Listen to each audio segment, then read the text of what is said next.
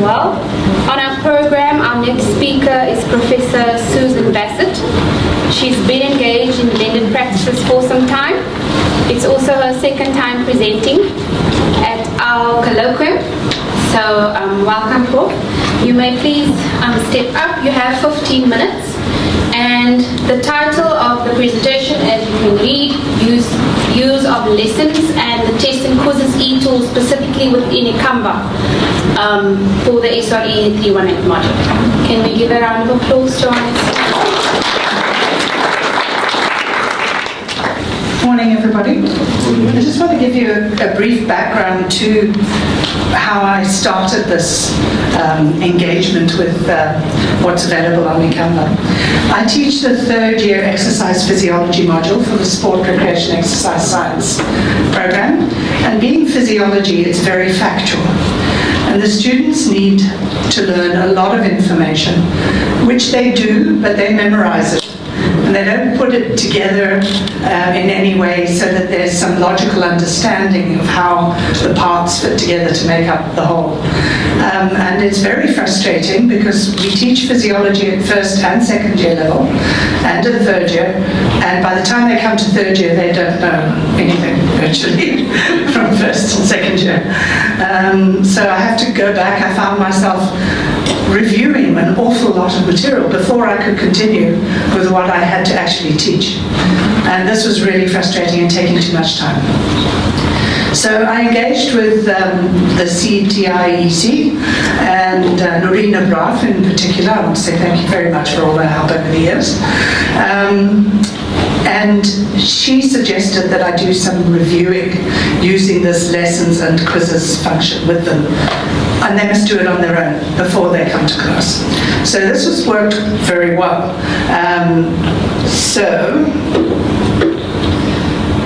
Yeah, I can't present new knowledge if they don't have the scaffolding of the old knowledge, and that was the frustration.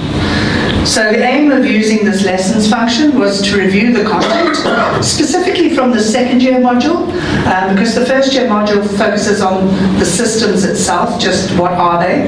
The second year module goes into more of the acute effects of exercise, so while you're exercising, what changes are taking place in your body.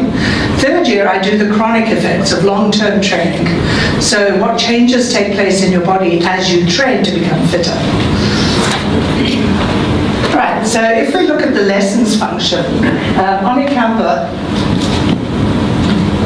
if you load it onto your tools list, you can put the lessons function, you can put the tests and quizzes function up. With the lessons function, it allows you to enter whatever information you want. You can also then have bullets that take you to more information. And specifically for this module, I wanted to cover these 4 systems because they're the main systems for exercise physiology and generating ATP for those who understand physiology. And that's what makes us move. Okay, so that's my focus. So the bioenergetics, cardiovascular, etc. If we just go to the bioenergetics bullet, you can see I've entered some text there. You can enter pictures. You can embed videos. I'm not sure if you're still allowed to do it. Where's Carolyn? Oh, sorry. With the copyright, can you still embed the video, or do you have to put just the URL? You can embed it. You can embed it still. Okay, good. Then I'm not in contravention. So, you know, I went online and I found a whole bunch of videos. I tell the students every year, go look at videos, and they don't. So I found some videos and told them, go look at those videos particularly. Some of them do now. The cardiovascular system, at the bottom of each of these bullets, there is an option to go for more review. So I give them an overview to start with, and then if you click on the actual review function, you go into more bullets. So they can go deeper into the cardiovascular system and learn more about specifically what I want them to know. Coming back at the cardiovascular system, they also have a quiz for each of these 4 segments. They have to do a quiz which consists of 20 MCQs out of a pool pool of about 50 to 60 MCQs. They have to get 80% on their quiz before they can get marks for it. If they don't get that 80%, they don't get any marks. It's all or nothing. Okay. But they can take the quiz as many times as they want. So they can keep going back and redoing it, and hopefully in the process learn something, hopefully. And I found that the majority of students do make the final mark. But this year I discovered how they cheat. So the students are always ahead of us. Okay, so if we go from the reviewing, so they can go and review all this information to their heart's content. They then need to take the tests. And the tests must be taken before I present that information. So I give them in the module guide when I'm going to do metabolism, and they must have done the quiz by then. And then it closes. They don't get an option after that to do it again. And then the next quiz opens, and so we move through the semester. So here you can see the question pool you have to set up first, all your MCQs, and I developed the 4 MCQs for the various systems, using quite a few of the MCQs from the second year module that Prof. Leach teaches. So I took a bunch of his MCQs, so they're seeing stuff they've seen before. Okay, they still can't pass.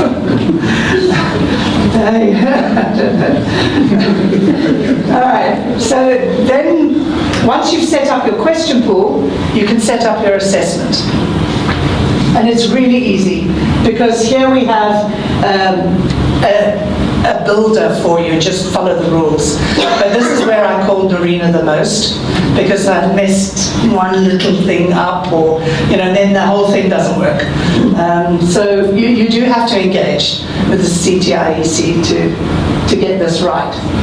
And what it does allows you to set up each of your quizzes, and it gives you the date that it will become active and the date that you can close it. It'll give you how many questions. Randomly each quiz selects 20 questions from your pool. And the students then don't get the same quiz every time they take it. They have 30 minutes to do the quiz, full stop. It closes then after that. So they can't go and Google every single question, They've got to have some understanding. Although this year I found they're taking photos of each question. Then they're going to Google it. And then they try the quiz again, and hopefully some of those questions come up. But they're in the process of Googling, they're learning, I'm hoping, so it's a positive.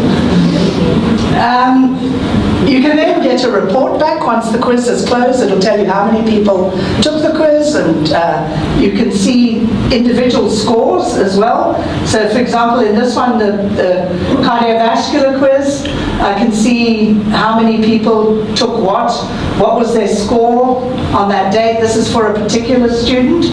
So she took this test 6 times. This is the neuromuscular one, 6 times. Okay, then other students are taking it. But it'll show you every single time they take it, how long did they take it, how that got 31 minutes, I'm not sure. Anyway, so maybe I gave them a 1-minute grace, I can't remember. So it gives you a lot of information, a lot of feedback once you get it. You can get a total score report. It will only record the highest score if you tell it to do that. So you can export this into Excel, and it'll give you each student and what their score, the highest score was. So, you can see how many students made their 80%, which is 16 out of 20. This student didn't. This student didn't even submit. Okay, but I think this student dropped out for the whole semester. Another student that didn't make their cutoff. What I do at the beginning of the semester, I tell them that they have to get 80% on all 4 quizzes, or they don't get the 10% mark for their CA. It's 10% or not. So that really sort of shakes them up a little bit. But when I come to the end of the semester and I see that they're needing marks for their CAM, then I might give them 7.5 if they've taken 3 of the quizzes and passed them and the 4th one they didn't, or yeah. So then I adjust my mark accordingly, but I try to make it that it's all or nothing, and the students take it quite seriously, which they do, but they also take it seriously how they can cheat. Okay, so in all I found this worked quite well. The students then came to the classes with some background knowledge for me to be able to move forward, and they would then discuss and ask questions. Otherwise they just sit there like zombies because they haven't a clue what you're talking about because they can't remember the previous work. The modules are taught in the 2nd semester of every year, which makes it a full year from module to module, and they just don't engage with it, so it doesn't sink in. The students like it in general, some don't, but the majority said they quite enjoy it. It's made a difference, I think, to the understanding of the students, and the marks, I think, are better. I need to do some research as to, what sort of changes are happening in the module. And I certainly recommend this to people. I think a lot of people are probably using it, but I think there's a lot of people on campus that haven't any idea that it's available. And it really is a very useful tool. So I highly recommend people to take it. Thank you. And the CTIEC offer training on it. So you do need that. Please go to the training. Any questions?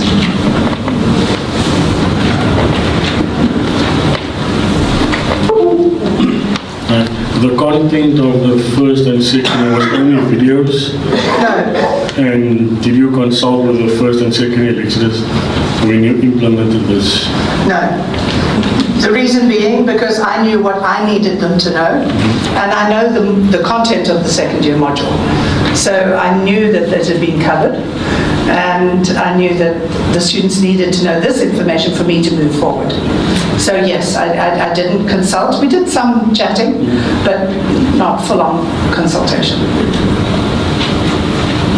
It would be a good idea.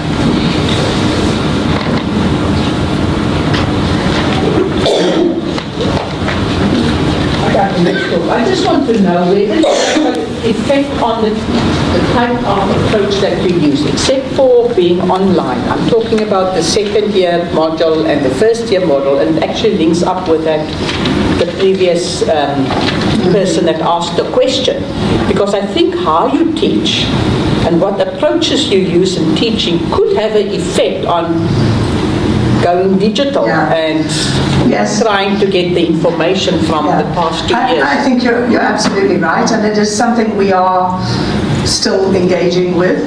Haven't got there yet, but we need to somehow have better scaffolding throughout the program so that this problem doesn't come up at 3rd year level. But the big problem at 3rd year level is that I require them to write essays, and all they've been used to doing mostly is bullets. They're writing bullets, and they don't know how to put it together. They can't explain the bullets, and so that's a huge jump for them. So we spend a lot of the tutorial time going over how to write essay type answers to applied questions, which we have to have at 3rd year level. It's one of the graduate, or 2 or 3 of the graduate attributes. And so the students struggle with that a lot. But if they don't have the base knowledge, they can't do any of it. Because it's quite a big jump from factual to integration and apply. Which is not what I'm talking about today. Yeah, that's whole nother topic. I'm talking about from what you expect from within your... Right, but we do give them coaching on that in the TUTs. Yeah. Other questions?